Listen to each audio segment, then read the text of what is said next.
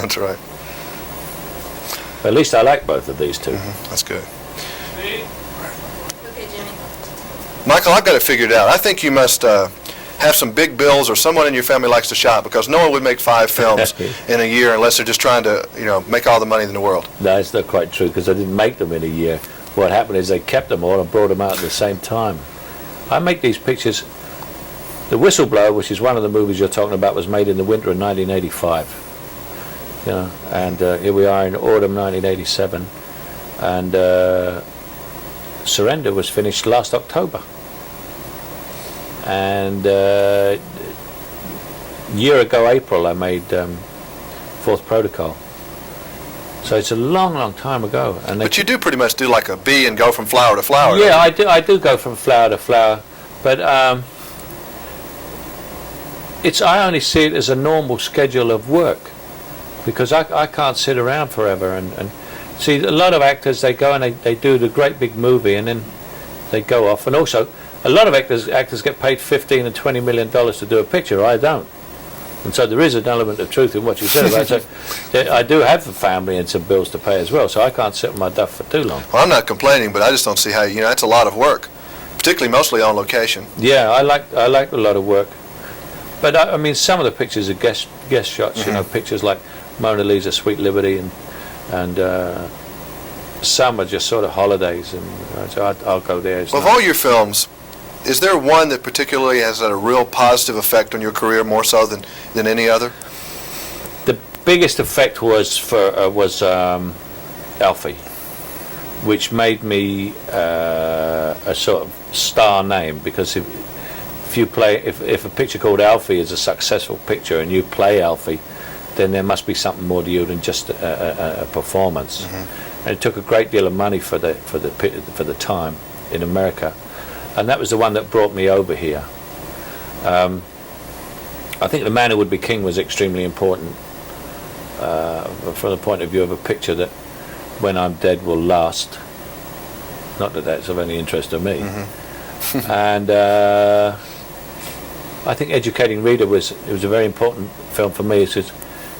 I think that's the film for which I should have won the Oscar. I was very grateful for the other one, for Hannah and her Sister, but that was a supporting Oscar. Is Oscar and Academy Award nominations and all that kind of thing personally a big deal to you? I know you're honored by it, but I mean, do you really look at it as a goal? Yeah, I think the Oscar is the most important of all the awards from a film actor. And I'm not competitive in any way, so I don't think. Someone once pointed out, which is, the award is not for the best actor; it's for the best performance by an actor in that year. That's all it is for, a performance, not for an actor. Do you really think it's an indication to you personally that it's your best work, or or is it just the best of that time?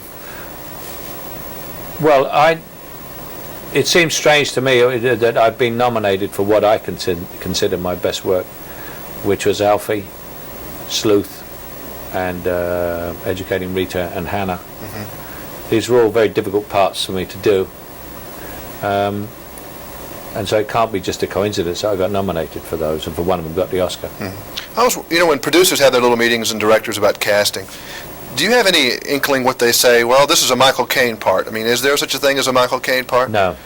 Or they're looking for someone who's a versatile leading man? They might say it's a Burt Reynolds part, or a Paul Newman part, or a Robert Redford part, but not a Michael Caine part, because there's no such thing. Because I don't have a specific persona. I do a lot of dangerous things, that other actors wouldn't do, especially male leading stars. Like I've played transvestites, gay killers, whatever. Spy catchers, everything. Spy catchers. And they usually give it to me if it's too dangerous for anyone else to do. Especially if there's a lot of lines to say. That's true. You don't see a lot of leading men do a lot of dialogue, and you have long dialogue. Yeah, I can remember it. Most leading men say, you say that, you say that, you say that. I just want to say this bit. You say you're going to let up a little bit, you're going to work a little less? Yeah, I haven't worked since May. It's a long time for Michael Caine. Long time for me. I probably won't work till October.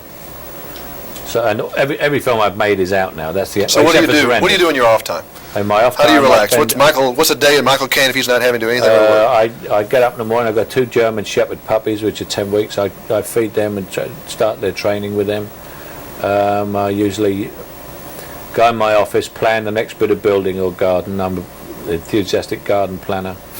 I have one of the most boring days you can think of. It's fascinating for me, but to tell about it, you'll fall fast asleep. Then I'll probably go out and pick some vegetables and stuff and prepare some lunch and cook it myself and eat it myself. I'm liable then to get in the car and drive out into the Cotswolds or somewhere and have a look at some antique shops to see what I want to buy. I'll find a certain position in the room and say I need that, because obviously all the house is new. And You just hang out. I hang out around my place, either with my daughter or my wife. We only have friends down on the weekend, or else we all pile into the car and go to London and go to the theatre and stay out late and go to a discotheque and get bombed and then go to sleep. That's what we could do as well. Well, thank you a lot. This is an exciting film, and I like almost all of your movies. Thank but you. I like almost all of the ones that I've seen. I have a couple of them, so thank you a lot. Great. You're my Thanks very favorites. much Thank indeed. you. Okay. And we're going to do this tomorrow because I can't answer all the questions. Stay tuned. Okay. Same room tomorrow.